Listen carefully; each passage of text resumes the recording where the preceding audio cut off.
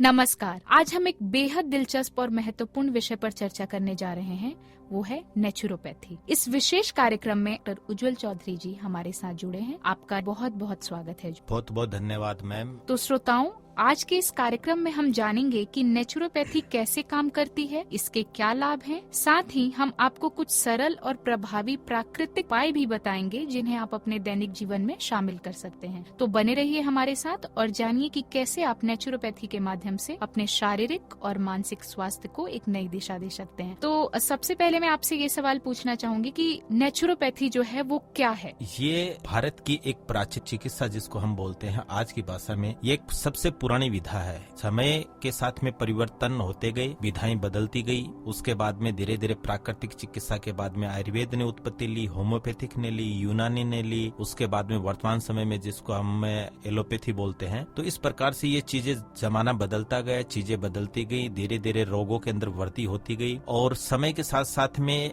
धीरे धीरे इन चीजों की तरफ हमारा जो दैनिक जीवन है उसको एक सामान्य आदमी ने उसको अपने से पंच भौतिक तत्वों से स्वयं को दूर करके और बहुत प्रकार की गंभीर बीमारियों से खुद को ग्रसित कर लिया और जिनका एक लास्ट उपचार ऐसी रुग्ण बीमारियां पैदा शरीर में हो जाती हैं, जिनकी वजह से आज हम एलोपैथी की तरफ जाना स्टार्ट कर गए। लेकिन एक प्राकृतिक चिकित्सा की एक परिभाषा है, स्वस्थस्य स्वास्थ्य रक्षणम आतुरस्य विकार प्रशमनम च। एक श्लोक है जिसका ये समझते हैं, प्राकृतिक चिकित्सा एक ऐसी चिकित्सा है जो स्वस्थ मनुष्य की स्वास्थ्य की रक्षा करना। स्वस्थ से स्वास्थ्य रक्षणम, इसका मतलब होता है स्वस्थ मनुष्य स्वस्थ कैसे रहे, वो कभी बीमार नहीं हो, उसको कैसे उसको लाभ उठाया जाए, ये भी प्राकृतिक चिकित्सा सिखाती है। फिर दूसरा आता आतुरस्य विकार प्रशमनम च, यानी जो बीमार आदमी है उसको कैसे ठीक किया जाए। उन दोनों पद्धतियों के ऊपर प्राकृतिक चिकित्सा काम करती है और इसमें किसी प्रकार की मेडिसिन का यानी दवाइयों का उपयोग नहीं किया जाता। ये पंच भौतिक जो अपने तत्व है, पृथ्वी, जल, अग्नि, वायु, आकाश, इनके ऊपर ये चिकित्सा की जाती है, जिनसे विभिन्न प्रकार के हमारे ट्रीटमेंट्स होते हैं। महात्मा गांधी जी से लेकर आज बाबा रामदेव तक सभी इस चिकित्सा पद्धति के बारे में लोगों को उन्होंने जागरूक किया। और वर्तमान समय के अंदर जब से कोरोना आया है उसके बाद में राजस्थान के अंदर जो हमारे राजस्थान के सीएम थे, उन्होंने भी प्राकृतिक चिकित्सा के लाभ से स्वयं को कोरोना से ठीक किया। यहाँ तक देश के प्रधानमंत्री हैं, उन्होंने भी प्राकृतिक चिकित्सा के बारे में बताया। और प्राकृतिक चिकित्सा, आयुर्वेद एवं योग, ये तीनों विधाएं हैं, इनके नाम परिवर्तन है, बाकी चीजें इनके अंदर जो चिकित्साएं होती हैं या इनके जो प्रिंसिपल्स हैं वो लगभग सेम ही माने जाते हैं। तो योग एवं प्राकृतिक चिकित्सा को बढ़ाने के लिए प्रधानमंत्री जी ने 21 जून जो हमारा योग दिवस है वो भी विश्व को बताया कि जो योग है उसका आविष्कार हमारे हिंदुस्तान से हुआ था। लोगों ने उसको धीरे धीरे भूल गए, प्राकृतिक चिकित्सा को लोग धीरे धीरे भूल गए। तो आप ये कह सकते हैं कि अभी वर्तमान समय के अंदर जितनी बीमारियां हैं उनको ठीक करने के लिए प्राकृतिक चिकित्सा के माध्यम से बिना किसी दवाई के हम ठीक कर सकते हैं। हमारे श्रोताओं को इतने विस्तार से बताने के लिए कि नेचुरोपैथी क्या है, आपका बहुत बहुत शुक्रिया। और जब आप समझा रहे थे श्रोताओं को तो आपने प्रिंसिपल की बात की, तो मैं समझना चाहूंगी मैं जो नेचुरोपैथिक चिकित्सा है उसके मुख्य सिद्धांत क्या क्या हैं? प्राकृतिक चिकित्सा के जो सिद्धांत हैं वो 10 मूलभूत सिद्धांत बताए गए हैं। उनके बारे में मैं मोटा मोटी आपको चीजें हैं उनकी जानकारी मैं देता हूँ।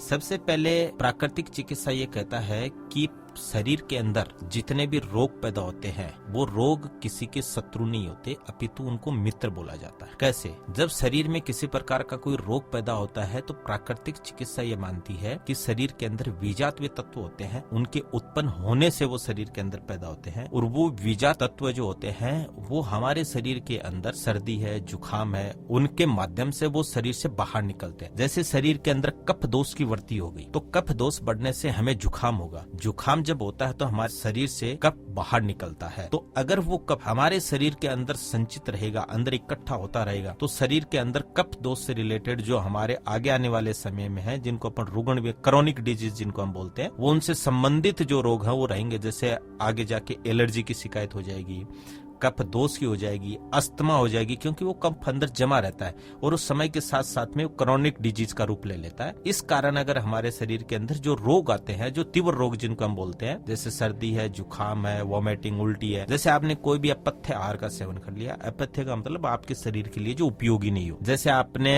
ऐसे भोजन कर लिया, जैसे आपने दूध के साथ में छाछ का सेवन कर लिया, शहद के साथ में बराबर मात्रा में घी का सेवन कर लिया, या कोई भी आपने संतुलित आहार खा लिया, या फिर आपने कोई भी पॉइजन युक्त अगर कोई आहार खा लिया, अगर वो शरीर के अंदर बॉडी अगर उसको डाइजेस्ट कर लेती है और वो शरीर में इकट्ठा हो जाता है तो फिर वो आगे जाके क्रोनिक डिजीज बनता है। लेकिन बॉडी की इम्यूनिटी उसको क्या करती है, शरीर से बाहर फेंकती है, शरीर के अंदर बाहर फेंकती है। तो वो किस बीमारी के रूप में आता है, वॉमिटिंग, जिसको अपन उल्टी बोलते हैं। तो वो हमारे शरीर के लिए उपयोगी है, वो शत्रु नहीं है हमारे शरीर के लिए, वो मित्र है। क्यों? क्योंकि शरीर में जो विष इकट्ठा हुआ उसको वो शरीर से बाहर फेंका। तो इस कारण नेचुरोपैथी कहती है कि जितने भी हमारे शरीर के अंदर जो रोग है वो हमारे शत्रु नहीं अपितु मित्र होते हैं। आज आपने हमारे श्रोताओं को एक नई जानकारी दी, क्योंकि जब भी हम बीमार पड़ते हैं या हमारे परिवार में कोई लोग बीमार पड़ता है तो उसमें जो हमारी एक मानसिकता होती है और एक जो भावनात्मक लगाव होता है वो कहीं ना कहीं हमें परेशानी की तरफ धकेलता है और हम परेशान हो जाते हैं। तो जो अभी आपने एक बात बताई कि जो बीमारी है वो हमारे मित्र हैं, वो शत्रु नहीं है, ये बहुत ही उपयोगी जानकारी थी। जैसा कि अभी हम बात कर रहे थे कि प्राकृतिक चिकित्सा के बारे में आपने बहुत विस्तार से बताया, तो मैं आपसे ये पूछना चाहूंगी, नेचुरोपैथिक चिकित्सक मरीजों का निदान करते हैं तो वो कैसे उनका उपचार करते हैं? अभी जो मैंने बताया था कि शत्रु नहीं अपितु मित्र होते हैं, उसी प्रकार से और सिद्धांत है, 9 सिद्धांत होते हैं, जिसमें जैसे प्राकृतिक चिकित्सा एक निसर्गोपचार चिकित्सा पद्धति है, इसमें किसी प्रकार की दवाइयों का उपयोग नहीं किया जाता है, इसमें रोग का नहीं अपितु रोगी का उपचार किया जाता है। विभिन्न प्रकार के जो सिद्धांत है उन प्रिंसिपल के आधार पर हम पूरे ट्रीटमेंट्स, आप किसी प्राकृतिक चिकित्सक के पास में जब आप जाओगे, किसी भी बीमारी को लेके जाओगे, तो वो ये मानते हैं रोग नहीं अपितु रोगी का नहीं रोग का इलाज किया जाता। ये सिद्धांत है एलोपैथी जी। लेकिन नेचुरोपैथी का सिद्धांत है रोग का नहीं अपितु रोगी की चिकित्सा की जाती है। कैसे? प्राकृतिक चिकित्सा मानती है कि शरीर में कोई भी रोग पैदा हुआ है वो शरीर में विषाक्त तत्वों की वजह से होता है जी। तो पर्टिकुलर जैसे आप किसी एलोपैथिक चिकित्सक के पास में जाते हो, एलोपैथिक चिकित्सक के पास में आपको जुकाम हो गई, आप एलोपैथिक चिकित्सक के पास में जाओगे, वो जुकाम से रिलेटेड जो भी ड्रग्स है वो आपको देंगे और वो आपके शरीर के अंदर वो रोग है वो दब जाएगा, न कि बाहर निकलेगा। बिल्कुल बिल्कुल। तो वो किस पद्धति पे करते हैं, पर्टिकुलर उनको डिजीज बताया, सिम्टम्स बताए, उनके आधार पर उन्होंने आपको ड्रग्स दे। लेकिन प्राकृतिक चिकित्सा क्या करती है, जब आप जुकाम के लिए किसी भी प्राकृतिक चिकित्सक में जाओगे तो वो आपका शोधन क्रम करवाएगा, जैसे आपको सटक्रम करवाएगा, जी जी, नस्य क्रम करवाएगा, नस्य क्रम करने से आपको कफ निकल जाएगा, स्टीम बाथ करवाएगा, स्टीम बाथ में भी जैसे कि उसके अंदर तुलसी के पत्ते मिला दिए, उसके अंदर कफ सामक जो ऑयल है वो मिलाएंगे, उसकी वजह से शरीर के अंदर जितना भी संचित कफ है वो शरीर से बाहर निकालेंगे। फिर आपको स्नेहन क्रम करेंगे, उसके बाद में आपको स्वेदन क्रम करेंगे, ये जो सहायक अंग वो करेंगे, सटक्रम जितने हैं वम नेति धोती वस्ती, ये सारे के सारे जो क्रम है वो करवाए जाएंगे। कहने का मतलब ये होगा कि जैसे हमारी गाड़ी खराब हो जाती है तो पर्टिकुलर उसको पार्ट को चेंज नहीं करके पूरी गाड़ी की जो सर्विस होती है, उसी तरीके से प्राकृतिक चिकित्सा भी पर्टिकुलर किसी रोग को ठीक नहीं करके पूरे शरीर की बीमारियों को ठीक करता है पंचभौतिक तत्वों के आधार। मैं आपसे एक और सवाल पूछना चाहूंगी, नेचुरोपैथी में उपयोग किए जाने वाले सामान्य प्राकृतिक उपचार जो हैं वो क्या क्या हैं? सामान्य अगर हम उपचार की बात करें तो आयुर्वेद कहता है कि हमारे जो भारतीय रसोई है वो पूरा का पूरा औषधि का भंडार। प्राकृतिक चिकित्सा ये कहती है कि धरती के अंदर जो भी चीज पैदा हो गई, जो उग गई, वो सारी की सारी औषधि है। आप किसी भी प्रकार के रोग के अंदर पुराने समय के अंदर हम क्या करते थे, तालाबों में नहाते थे, जल चिकित्सा होती थी जी। मिट्टी में बच्चे खेलते थे, मिट्टी चिकित्सा होती थी, धूप में हम घूमते थे, धूप स्नान होता था, विटामिन डी मिलता था, बॉडी के अंदर टॉक्सिन्स थे वो जब मिट्टी लगती थी पानी से थे वो टॉक्सिन शरीर से बाहर निकलते थे। उसके बाद में हम फिजिकल एक्सरसाइज करते थे, मेहनत करते थे, टॉक्सिन्स निकलते थे। आज के समय के अंदर उन चीजों से हम दूर भागने लगे, ना हम धूप में निकलते हैं, ना हम किसी प्रकार की कोई ऐसी एक्सरसाइज करते हैं। यहाँ तक कि नवजात जो शिशु होते हैं, जो बच्चे होते हैं, छोटे बच्चे होते हैं, उनको भी हम इन चीजों से दूर। तो घर की हम अगर बात करें तो सामान्य स्थिति ये होती है जब पुराने समय में अगर सर्दी जुकाम बीमारी, जिसको हमारे प्राकृतिक चिकित्सा में तीव्र रोग बोलते हैं, इन तीव्र रोगों के अंदर कभी भी सर्दी जुकाम में हमारी दादी नानी माताएं कभी भी हॉस्पिटल में दिखाने के लिए नहीं जाती। वो घर पे क्या करती थी, काढ़ा बनाती थी, स्टीम बाथ दे देती, जिसको आजकल स्टीम बाथ बोलने लग गए, पहले उसको बोलते थे भाप देना, भाप लेना। जी हाँ। तुलसी के पत्ते डालकर उसके अंदर भाप देते थे, उससे कफ जो रोग हैं वो निकल जाते थे और उसमें जुकाम में जो ठीक होने में था कब जब शरीर से बाहर निकलता है तो मैडम उसमें जो समय लगता है वो कम से कम 5 या 7 दिन का लगता है, तब जाके शरीर से पूरा कब बाहर निकलता है। लेकिन हम क्या करते हैं, एलोपैथिक मेडिसिन लेके उसको दबा देते हैं और आने वाले समय में फिर वो क्रोनिक डिजीज का रूप ले लेता है। इसी प्रकार से घर पे जैसे जुकाम हो गया, आपने स्टीम बात ले लगा, उसके बाद में आपको कम खांसी हो गई तो आयुर्वेद के अंदर काफी प्रकार की हमें जैसे कि दालचीनी है घर में मिल जाती है। उसके बाद में हमारे पास विभिन्न प्रकार की कफ शामक जो हमारी जड़ी बूटियां उगती रहती हैं, उन जड़ी बूटियों के सेवन से कंटकारी वगैरह है उनको शहद में मिलाकर आप अगर आपको ज्यादा खांसी आ रही है उसका सेवन करके आप ठीक हो सकते हैं। फिर आपको ऐसे लगता है कि आपके शरीर के अंदर वात शामक अगर कोई रोग है, जैसे घुटने में दर्द है, कमर में दर्द है या कहीं पे अन्य किसी स्थान के ऊपर आपको अगर दर्द हो रहा है तो घर पे आप तिल के तेल से इसके आपके एरेंट कस्टर्ड ऑयल जिनको अपन बोलते हैं उनसे आप मालिश कर सकते हो, जिसको आयुर्वेद में और नेचुरोपैथी में स्नेन कर्म बोला जाता है। उसके बाद में आप मिट्टी का लेप कर सकते हैं। जैसे किसी का पेट में जलन रहे, आप डायरेक्ट क्या करते हो, मेरे पेट में जलन है, एसिडिटी बनती है, तो आप डायरेक्ट डॉक्टर के पास में चले जाते हो और मेडिसिन का सहारा लेते हो। उसके लिए घर पे आपके उपचार है, आप मिट्टी को गीला करो और गिल्ली मिट्टी का आप लेप करो, पेट के ऊपर आप लेप करते हो तो आपके शरीर की जो उष्णता है, जो गर्मी है, वो ठीक हो जाएगी और आपको उस बीमारी से निजात मिल जाएगा। लेकिन इतना कोई करना नहीं चाहता, इसलिए हम एलोपैथिक चिकित्सक के पास में चले जाते हैं। घुटने में दर्द है, एरंडी है, आपका अश्वगंधा है, उसके साथ में आपका अरक है, दतूरा है, इनके पत्तों का आप शोधन करके उन पत्तों को आप लेप अगर करते हैं, जहाँ पे भी आप शरीर के अंदर दर्द रहता है उनको आप लेप करके घुटनों पे कमर पे बांध सकते हैं, स्नेहन स्वेदन कर्म आप कर सकते हैं, तो उन बीमारियों से आपको निजात मिल जाएगा। चिकित्सक के पास में जाने की जरूरत नहीं रहेगी। हमारे आसपास में परिवार में इतनी औषधियां हैं, इतने घर पे हमारे ट्रेडिशनल हमारी चिकित्सा पद्धतियां हैं कि आपको कहीं जाने की जरूरत नहीं। मेरा आपसे अगला सवाल है कि जो नेचुरोपैथिक चिकित्सा है उसमें और आहार और पोषण की क्या भूमिका है? आहार और पोषण के बारे में बात हम करते हैं तो आज वर्तमान समय में मेडिकल साइंस ने भी कुछ सालों पहले ये रिसर्च किया था कि बॉडी के अंदर विटामिन की, प्रोटीन्स की, मिनरल्स की कमी हो जाती है, जो आजकल काफी लैब्स उनमें टेस्ट किए जाते हैं। आप में B12 की कमी है, कैल्शियम की कमी है, विटामिन की कमी है, फॉलिक एसिड, जिंक, आयरन, इन चीजों का पहले के जमाने में पता भी नहीं होता था कि इन चीजों की कमी भी होती है क्या। उसके पीछे सबसे बड़ा कारण है हमारी अपथ्य आहार और हमारी जो दिनचर्या रात्रिचर्या है ये, और आजकल जो खान पान है, फास्ट फूड है और जितने भी पेस्टिसाइड्स हैं उनकी वजह से बनी हुई सब्जियां हैं, उनकी वजह से शरीर में विभिन्न रोग पैदा हो रहे हैं। लेकिन अगर हम बात करते हैं कि डाइट की, आहार की, आहार और विहार दो चीज प्राकृतिक चिकित्सा में बताई है, आपको क्या खाना चाहिए और आपको क्या नहीं खाना चाहिए। तो आहार का मतलब है कि आपको खाना चाहिए। खाने के अंदर अगर अपन बात करते हैं तो जब अपन ग्रामीण परिवेश में रहते हैं तो ऐसी किसी भी शरीर के अंदर ना तो जिंक, आयरन यानी मिनरल्स की कोई भी कमी नहीं होती है, क्योंकि हमारे यहाँ पे जो ट्रेडिशनली अपने जितने भी मूंग, मोठ, दाल, बाजरे के अंदर भरपूर मात्रा में आयरन की मात्रा होती है। और जितने भी अपन आसपास में अपन देसी जो भी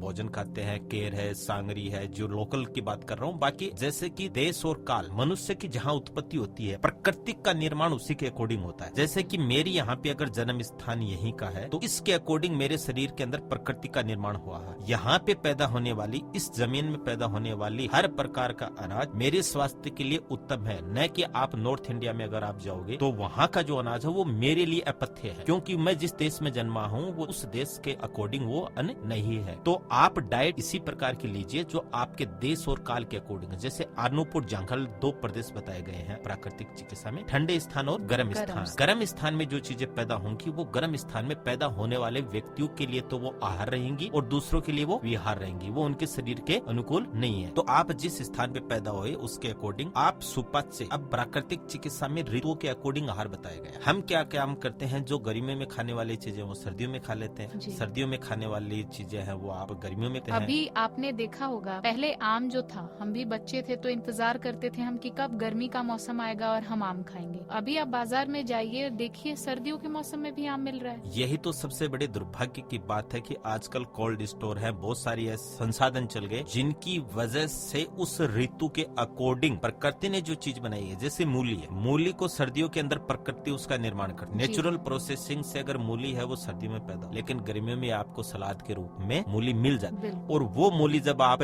गर्मियों के समय सेवन करते हैं तो शरीर में पित्त की वृद्धि करती जी। है, शरीर में एसिड बढ़ाती है, उसकी वजह से आपको डाइजेशन से रिलेटेड होते हैं और रोग पैदा हो जाते हैं। प्रकृति के अनुरूप आहार का सेवन आप कीजिए। अगर आप गरिष्ठ भोजन करना चाहते हैं, यानी भारी भोजन, जैसे ज्यादा घी खाना चाहते हैं, ज्यादा मीठा खाना चाहते हैं, तो गरिष्ठ भोजन का अगर आप सेवन करो तो उसके लिए जो समय बना वो शरद ऋतु का। जी। 6 प्रकार की ऋतुएं बताई गई है। वर्षा ऋतु के अंदर दूध का एवं दही का जो सेवन है वो आयुर्वेद में विष के समान बताया विष के समान बताया। लेकिन उससे क्या होता है, इस समय पित्त की वृद्धि होती है और दूध और दही के सेवन से पित्त बढ़ता है। जी। उसके पीछे एक लॉजिक ये भी होता है, जब बारिश का समय होता है तो घास फूस के अंदर बहुत छोटे कीटाणु, जीवाणु, विषाणु पैदा हो जाते हैं और उनके पैदा होने से पशु उनको खाते हैं और उनके द्वारा पॉइजन युक्त जो दूध है उसका सेवन मनुष्य करता है। उसकी वजह से मौसमी बीमारियां जिसको बोलते हैं, अभी आप हॉस्पिटलों में जाओगे तो बहुत, मौसमी बिल्कुल। बीमारियों से ग्रसित इतने आपको रोगी मिलेंगे मिलेंगे। जिनकी संख्या गिनना भी मुश्किल है। कारण क्या है, जो मौसम के अकॉर्डिंग जो भी अपन चीज खाते हैं उनका पालन हम नहीं कर रहे। तो मेरा कहने का मतलब, डाइट आप वो लीजिए जो आपके देश काल के अकॉर्डिंग बनी हो और आपके शरीर के अनुरूप बनी हो, आपकी जठराग्नि के अनुरूप हो। जैसे मेरा पाचन करने की जो मेरी शक्ति है वो 2 चपाती की, अगर मैंने 4 चपाती खा ली तो वो मेरे लिए अविरुद्ध आहार होगा, यानी मेरी जठराग्नि मेरे अग्नि के विरुद्ध आहार होगा। अगर मेरी शरीर के अंदर मेरा पित्त, अगर मेरे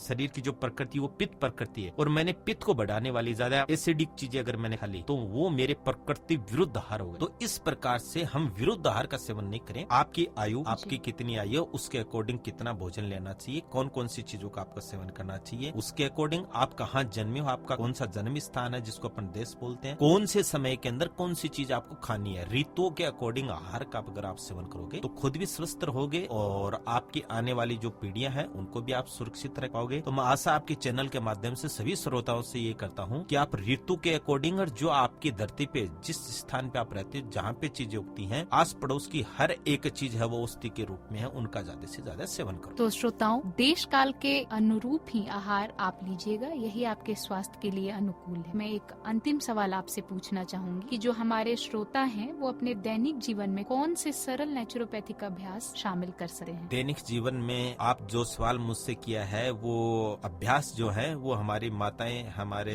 जो दादाजी थे वो उनको अभ्यास करने की जरूरत नहीं होती थी, प्रकृति के अकॉर्डिंग उनके अभ्यास हो जाते थे, क्योंकि वो सुबह से लेकर शाम तक की जो उनकी दिनचर्या होती थी उसमें इतने शारीरिक अभ्यास होते थे जो प्राकृतिक चिकित्सा के माध्यम से हम आज लोगों को करवा रहे हैं। जी। जैसे प्रातःकाल उठते थे, धूमपान का सेवन बताया गया प्राकृतिक चिकित्सा में कि आप सुबह सुबह की धूप लीजिए पीठ के बल। लेकिन सुबह के पुराने समय में लोग जल्दी खड़े हो जाते थे, खेतों में काम करते थे, उनको धूप का स्नान हो जाता। जी हाँ। दूसरा बोलते थे कि मिट्टी स्नान, मिट्टी जब खेतों में काम करते तो मिट्टी का जो नेचुरल प्रभाव है, देखिए मिट्टी की क्या होती है, तासीर होती है, वो शीत प्रकृति है, मिट्टी हमेशा ठंडी होती है। इस कारण आपको कई डॉक्टर सलाह देते हैं आप धूप के अंदर नंगे पांव घूमिए, नंगे पांव आप एक्सरसाइज वगैरह जो भी आपकी चीजें हैं। कारण क्या होता है, शरीर के अंदर एक्यूप्रेशर पॉइंट होते हैं अपनी हथेलियों में और पगथेलियों में, उन दोनों जगह पे रिफ्लेक्सोलॉजी जो पॉइंट्स होते हैं वो होते हैं और वो पूरे सिस्टम को चलाते हैं, जितने भी ऑर्गन्स हैं उनको वो संचालित करते हैं और उनको उस प्रकृति के अकॉर्डिंग अपन अगर उसको संचालित करते हैं तो वो ठीक ठाक रहते हैं। तो आप दैनिक जीवन में मैं सिर्फ इतना कहना चाहूंगा, प्राकृतिक चिकित्सा के अंदर पृथ्वी, जल, अग्नि, वायु, आकाश, ये 5 महाभूतों से हम चिकित्सा करते हैं, जिनको हम रूप दे देते हैं। मिट्टी चिकित्सा को अपन बोलते हैं, मड बात बोल देते हैं। जी, और मड बाथ के लिए मैं कहना चाहूंगी कि आप विदेशों में जाके देखिए, उन लोगों ने इसका कितना बड़ा इससे पूरा अपना बिजनेस बना रखा है और आप वहाँ जाइए तो मड बाथ के लिए पैसे देने पड़ते हैं आपको, जो कि हमारे भारत में हमारी पूरी मिट्टी ही है और कितना हमारे लिए सरल और सुगम है, हम कभी भी मड बाथ ले सकते हैं। बिल्कुल ठीक, मैं ये आपकी बात से सहमत हूँ। मड बाथ जो है पुराने समय के अंदर जो गाय पालने वाले थे, पशु पालने व्यक्ति थे, हमारे यहाँ पे लोकल स्थान में हर जगह पे ये स्थिति है, गाय है, भैंस है, वो जो गोद गवाले थे वो उनको दूर दराज तक चराने के लिए लेके जाते थे। तालाब भरे रहते थे, वहाँ पे गाय भैंस नहाती थी और उनके बॉडी के ऊपर पूरी पे मिट्टी लेप जाती थी और लिपने से उनके जो टॉक्सिन्स थे उनको वो मिट्टी बाहर खींच लेती थी जब वो धूप में जाते थे। जी हाँ। और वो पशु कम बीमार होते थे। सेम स्थिति मनुष्य की है, जब आप मड बात करते हो और आपकी बॉडी के टॉक्सिन्स है वो मिट्टी जो है वो अब्जॉर्ब खुद के अंदर कर लेती है, इससे आपकी शरीर की उष्णता खत्म हो जाती है, बॉडी के विजातीय तत्व हैं वो शरीर से बाहर आ जाते हैं। तो प्राकृतिक चिकित्सा ये कहती है आप प्रकृति के साथ जुड़े रहिए। तो मेरा एक सवाल है कि मड बाथ हफ्ते में कितने बार करने से जो है जो हमारे शरीर के अतिरिक्त अवशोष हैं वो निकल सकते हैं? उसमें 2 ऋतुओं में आप इसको डिवाइड करो, ग्रीष्म ऋतु और शीत ऋतु। जी। गर्मियों के समय आप सप्ताह के अंदर 2 से 3 बार कर सकते हो और सर्दियों के अंदर सप्ताह के अंदर 1 बार आपको मड बाथ अवश्य लेना चाहिए, जो आप अपने घर पे लो या किसी चिकित्सालय में। बहुत बहुत धन्यवाद उज्जवल जी आपका हमारे साथ जुड़ने के लिए।